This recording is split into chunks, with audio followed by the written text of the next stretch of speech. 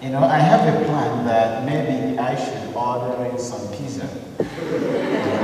I will preach and preach, then you can have some lunch, then I'll come back and finish up. So, but since today is a very special day for all of us,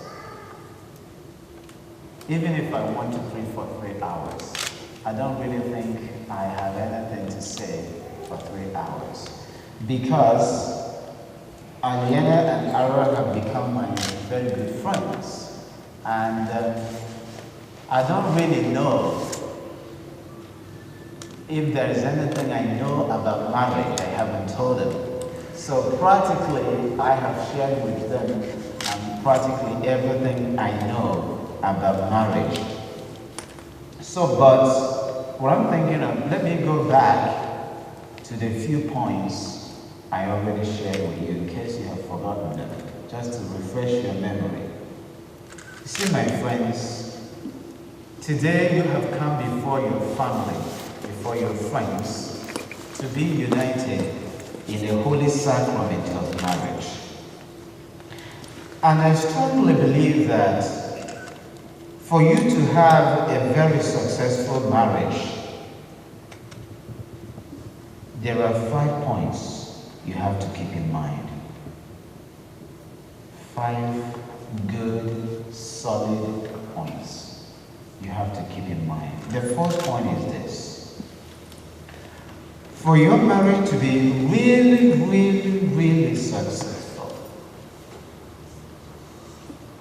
you must have the right mentality about marriage, the right attitude about marriage. You know, today, we're beginning to realize that everything in life is about attitude. It's about having the right attitude, the right mentality. The same is applicable to marriage. For your marriage to be successful, to be a happy marriage, it must be rooted in the right mentality. If your marriage is going to be successful, it begins with your attitude about marriage. If one enters into marriage with the wrong attitude, it's not going to work. You know? I think maybe you remember the story, but maybe I don't know whether I told you this story. And there was this guy who came to see me. He called me and said, "Oh, Father God said I want to get married and I want you to officiate at the wedding. That's for my former partner." I said, "Okay, come over, let's talk about it." He showed up. So I turned to him and said, "Okay, my friend, you tell me, why do you want to get married to this girl?" And he smiled and turned to me and said, "Well, Father Gaston, if you see this girl," I said, "Okay, if you see this girl, what?" Said to me, "If you see this girl, she is the most gorgeous of all the girls I've ever dated." I said, "Well, that's not bad, but that doesn't answer my question. Why do you want to get married?" He was getting a little frustrated with me. I was asking too many questions. So he turned to me again and said, "If you see this girl," I said, "Okay." I said, "Let it out." He said, "If you see this girl, she is the most romantic girl I have ever dated." I said, "My friend, it doesn't answer my question. Why do you want to get married?" At this point, he just regretted coming to me anyway. He didn't like the way I was approaching it. So I said to him, "Please, why do you want to get married?" He said to me, "Well, you know, you're not married. You wouldn't understand. Do you want me to get into specifics?" I said, "Yeah, go for it." And then he turned to me again and said, "If you see this girl, she She has the most gorgeous legs in the whole world. Can you believe that? I close my ears and say, oh my God, I don't want to be part of this. Please find another priest to do this wedding. Can you believe that? That's my point. Wrong mentality. You want to get married because of 2 legs? Can you imagine if you have a little scratch on one of the legs? You know, I entered into this business because of the legs. You lost one, please bye. You know, you start looking for 2 more legs somewhere. Can you believe that? And that's what I mean by wrong mentality. In that kind of marriage, it doesn't matter. You can go to St. Peter's Basilica, bring Pope John Paul II out of the grave, bring out St. Paul, bring out the Virgin Mary, bring out St. Peter to perform the wedding. It's going nowhere. Because it is rooted in the wrong mentality. You know, I wasn't expecting this guy to give me a metaphysical, philosophical, anthropological analysis of marriage. Not at all. I wasn't expecting any of those. I was just expecting something like, I love her.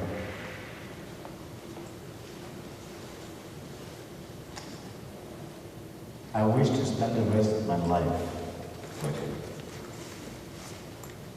her. I want us to grow old together. I want her to be the mother of my children. Something simple but profound. It didn't come because there was wrong mentality. My friends, let your marriage be rooted on the right mentality. And what is the right mentality? What is the right mentality about marriage? The right mentality is the mentality that understands that marriage is not simply about the external. That love is not simply how we feel. That love is a commitment. That marriage is a commitment. That's the right mentality. A mentality that understands that marriage is a commitment to someone. And that what you have come before me, before family, before God to do today. You have come to pledge your commitment to each other. And that's what marriage is. So, Aaron, you're going to say to your wife to be, I take you to be my wife, and every day of my life, I will be committed to loving you. The right mentality. If you understand that, nothing will ever come between you. And at the end, you're saying me something. I will take you to be my husband, and every day of my life, I am going to work hard to love you. Even when it is difficult, even when I don't feel like it, I will work hard to love you because today I have made a commitment to love you. That's it. If you understand marriage in this way, very somewhere, nothing will ever come between you. Because the foundation of your relationship, the foundation of your love, the foundation of your marriage is in the right attitude. Your heart is at the right place. So, my friends, the first point is, for your marriage to be successful, you have to have the right foundation. And the right foundation is, have the right attitude, the right mentality. Your love for each other has to be not simply feelings, but commitment.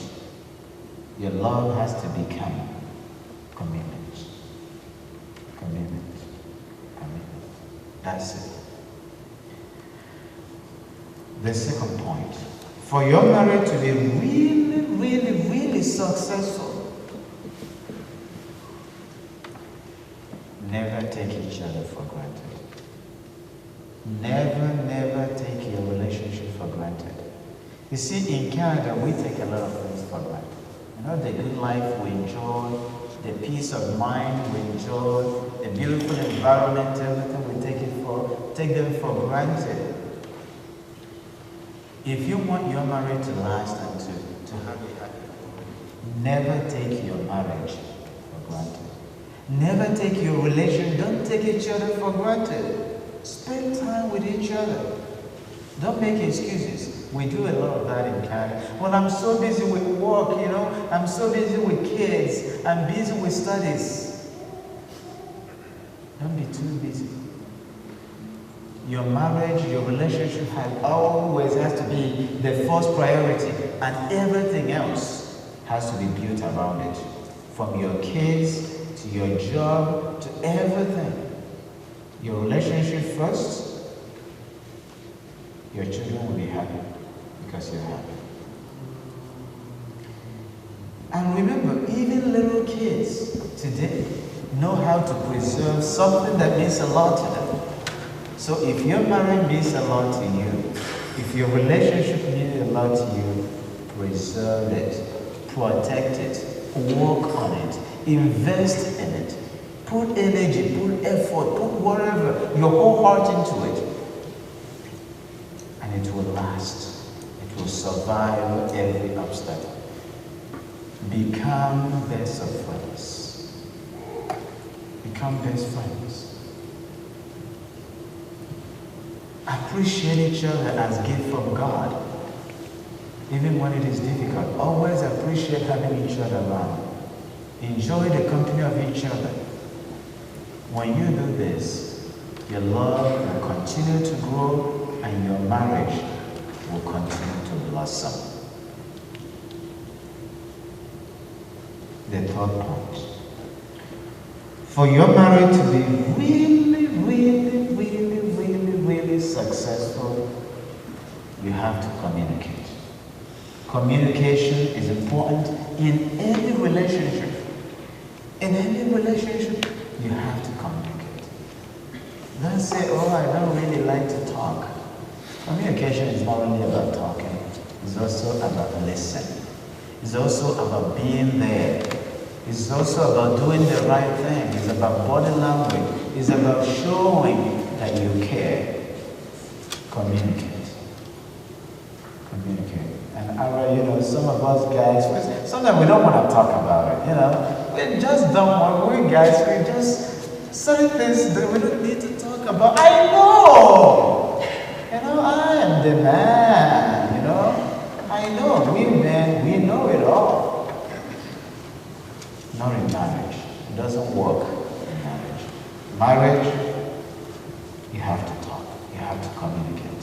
Why? Because you love each other. You love each other, therefore you have to communicate. So always don't be afraid to tell each other how you feel. Don't be afraid to say, honey, I love you. I really care about you. I'm so happy about you. Communication opens the gate to the heart, to what is in the heart. When you communicate, you will always know what's going on in your hearts. The fourth point. For your marriage to be very, very, very, very, very, very successful, you must, and this is a must, you must forgive each other from the heart. Very important. Very, very important. You must, all the old timers here will tell you that's important. You must learn to forgive from your heart. You see, when two people live together, there will be times when there will be misunderstanding. Somebody's gonna feel, well, you step on my toes, you hurt me. You have to find it in your heart to forgive. It's important. See, today in Canada, forgiveness is no longer part of our culture. We don't know how to forgive. If you're a guy, you forgive too much. People will laugh at you. You call yourself a man? No. You have to be aggressive, you have to be assertive. You know you're right. And if you're a woman, you forgive all the time. You're not liberated, you know? You're not liberated, you're not... Haven't you read any book on feminism these days? No, get some books, read, know you're right. Don't listen to others. You love each other. Forgive each other from the heart. It works. And when people ask you, why do you do that? Because we love each other. That's all. No other reason. And the second reason is, you have no choice to forgive because we are Christians. We serve a God. That's why in the Catholic Church, wherever you go, you see that cross. We are not ashamed of it. It keeps us, focused. It helps us to remember all the time that our God is a God who gave his life for us, who died on the cross for our salvation. He rose from the dead for our salvation. But above all, he forgave the same people who put him on the cross, all of us. And because we serve him, we also have to become forgiving people. We have to forgive. A Christian who cannot forgive cannot call himself or herself a Christian. We are called to be forgiving people. People who forgive from your heart. And because you love each other, always find it in your heart to forgive. The final point. For your marriage to be very, very, very, very, very, very successful, this is important. Maybe if you like, you can forget the first 4 points I have made, but don't forget the last one. For your marriage to be very, very successful, bring God into your marriage. Allow God to be part of your marriage. Allow God to be part of your family. Allow God to be part of your relationship. He will never disappoint you. The Lord will be there to guide you, to protect you, to strengthen you, to give you the wisdom, the knowledge you need to make the right decisions in your life. The wisdom to teach and to guide your children. The wisdom and the knowledge you need to comfort and to console each other. Allow God to be part of your marriage. Since today in our society, we're taking God away from many, many things. We're taking God away from education, from work, from business, from marriages, and we're paying a big price for that. Allow God to be part of your marriage. You will never regret it. And I'm telling you this from a personal experience. I became a priest at the age of 24. And I remember that time. The bishop and everybody was asking me, are you sure this is what you want to do with your life? And I tell you, I've never regretted it for one day. If I have to do it all over again, I will still give up everything to be a Catholic priest. Since I gave my whole life over to God, I have never regretted it. And I strongly believe if you allow God, if you allow Jesus to be part of your marriage, you will never regret it. God will be there to guide you, to show you, give you the grace to be the best husband and the best wife that you can ever be. Not long ago, there was a research conducted. Somebody here came from Cambridge, from University of the distinguished professor of sociology, Professor Bibi. Professor Bibi did a research with 2,500 couples who have been married for over 40 years. And what he discovered really shocked him. These couples all came from Brazil, Chile, from South Africa, from Uganda, from Kenya, from Europe, from Eastern Europe, from China. And you know what they all had in common? They said that when things were tough in their life, they pray together. When life is a little difficult, they held hand together and they said, Lord, guide us. If you allow God into your family, He will guide you. And you will never feel alone. You will never feel disappointed. The Lord will be there to help you when things are difficult. So my prayer for both of you today is that the good Lord who has brought you two together will continue to bless you all the days of your life as husband and wife. Amen. Amen. Okay, having said that was very strong 5 points, So if you haven't changed your minds, it's possible, after listening to those 5 points, you might say, you didn't tell us this last year, Then, maybe you need a little bit of time to think about it. So if you haven't changed your minds, I invite you to please stand.